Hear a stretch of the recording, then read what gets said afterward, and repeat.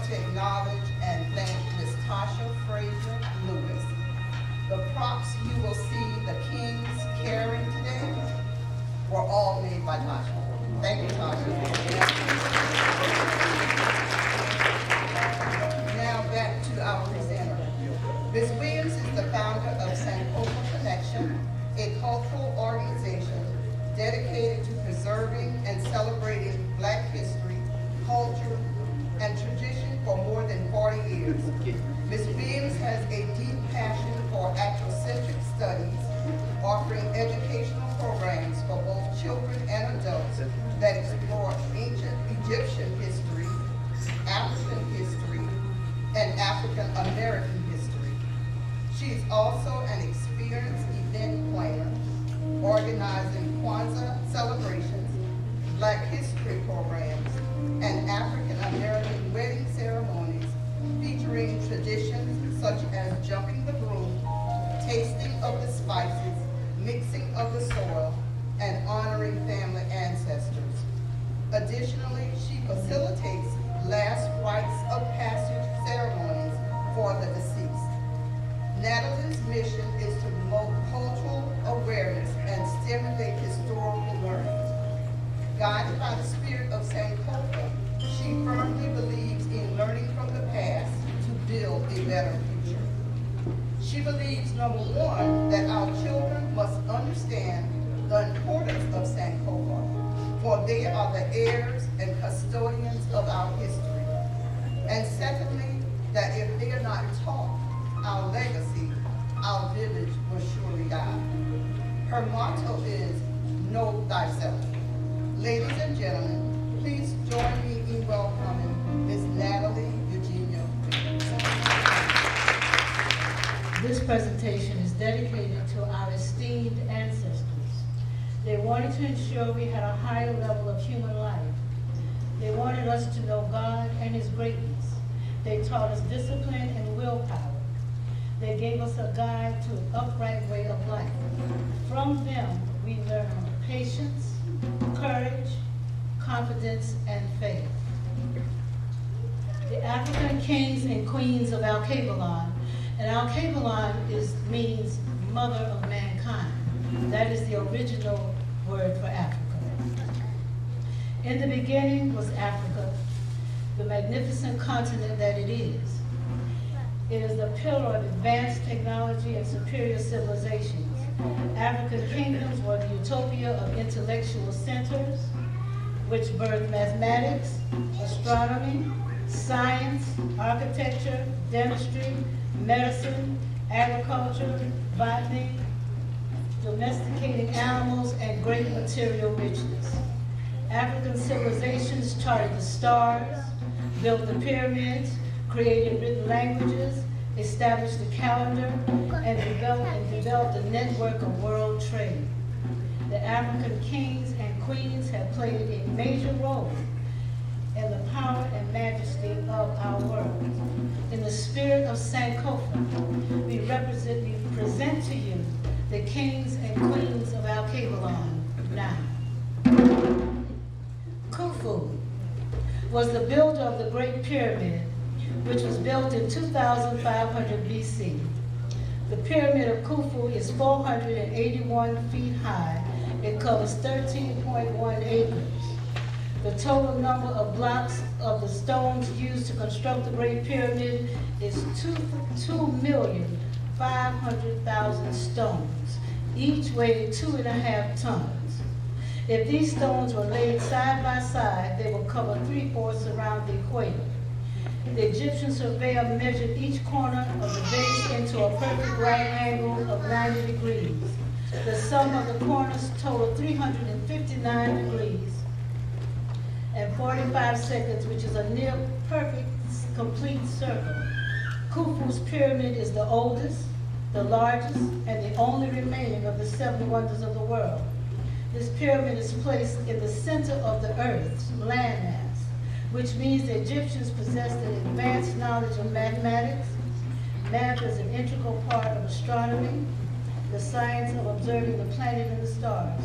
Khufu ruled during the 4th dynasty, which was the most magnificent and magical period of our culture.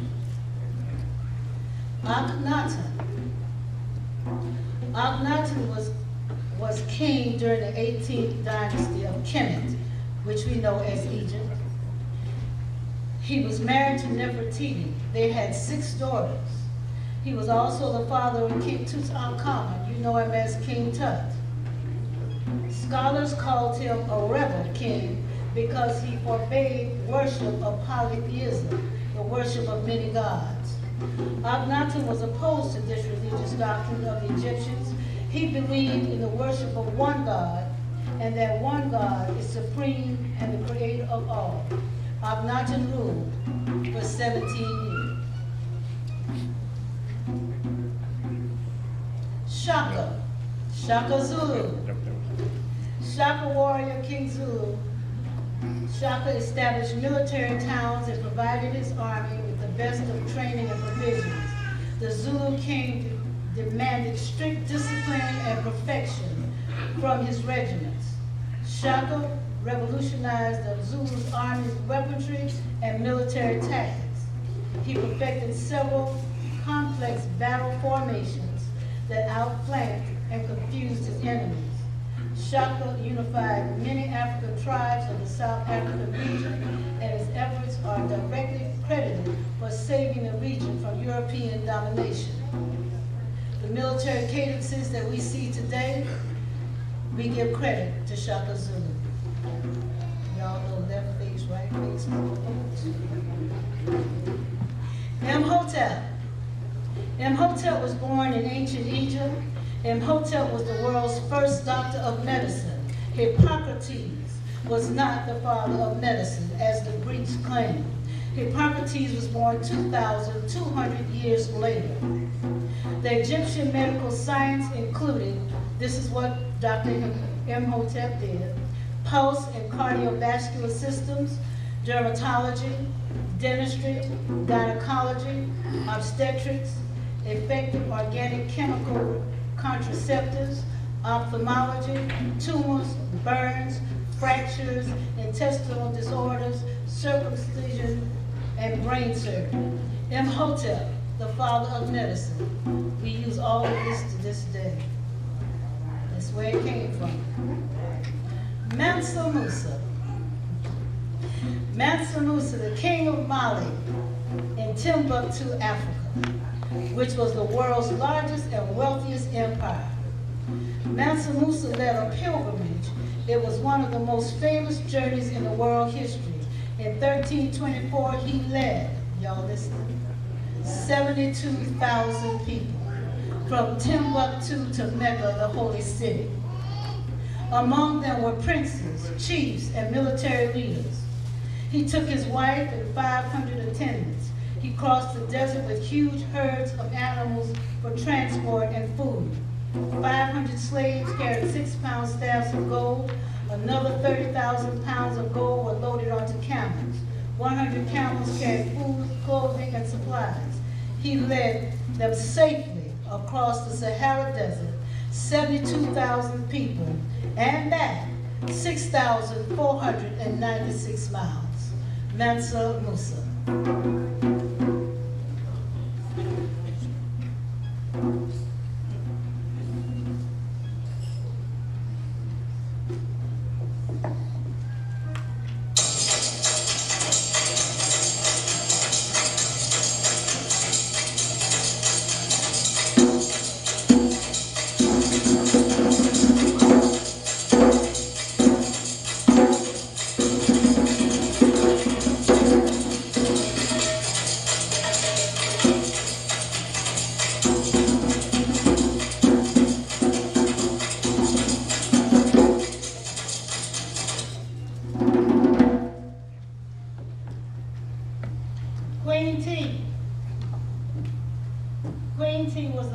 Queen T was the mother of Akhenaten.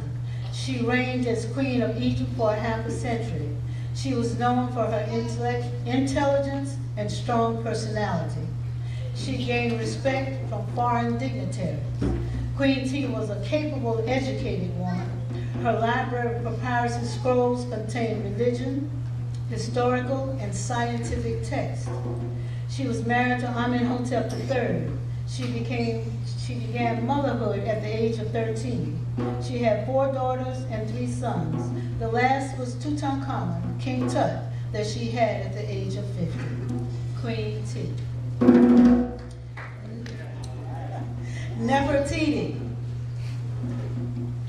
Nefertiti, whose name means the beautiful one has come.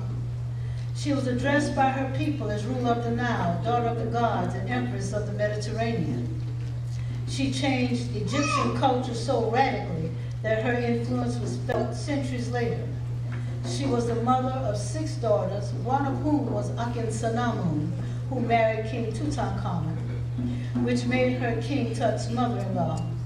Nefertiti's statue eloquently speaks to her ageless beauty. It is considered one of the most artistic masterpieces of all times. Nefertiti and her husband Akhenaten taught the people that there is only one God, and that God is the creator of all life. Makeda. You know Makeda as the Queen of Sheba. She was very beautiful and exceedingly rich. She heard a great deal about the wisdom of King Solomon from her royal urchins. She visited Jerusalem to learn from the wise king. She gave him gold, precious stones, and spices in abundance. But Makeda's gift extended beyond materialistic things. She gave him a son, Menelik.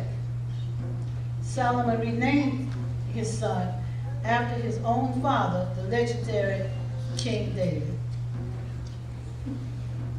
Hatshepsut. This monarch of ancient Egypt is considered the greatest female ruler of all times. Hatshepsut was the first woman in recorded history to challenge the theory of male domination. After ascending to the throne, she remained there for 33 years. Hatshepsut rose to power after her father, Tutmosis I, was stricken with paralysis. With no son to succeed him, he appointed her chief aide and heiress to the throne. She had a number of spectacular temples and pyramids erected. Some of the towering structures stand to this day as a reminder of the first true female ruler of a civilized nation, Hatshepsut.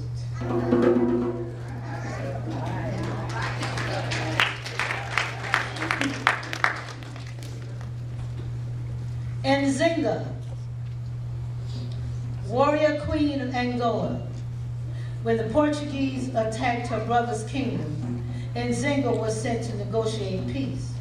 She did so with astonishing skill and political tact, despite the fact that her brother had her only child killed.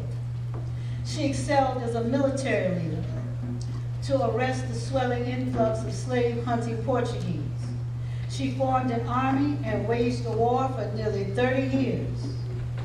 Nzinga symbolizes the epitome of resistance against European domination in Africa. Nzinga.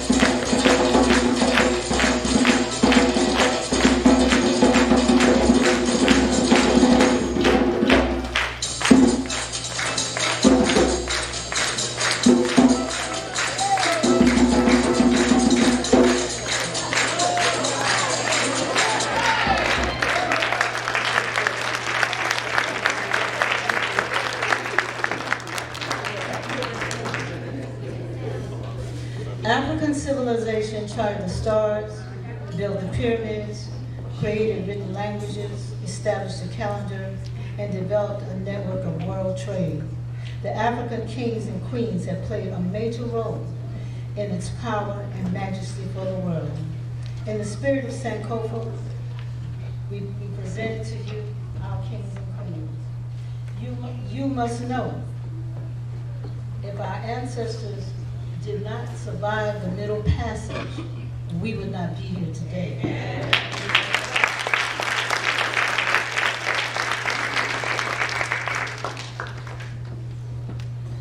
They took the best of the best from the motherland, kings and queens, mind, body, spirit, and soul, the strongest of the strong. They were miraculously made. Always remember, our history did not start with slavery.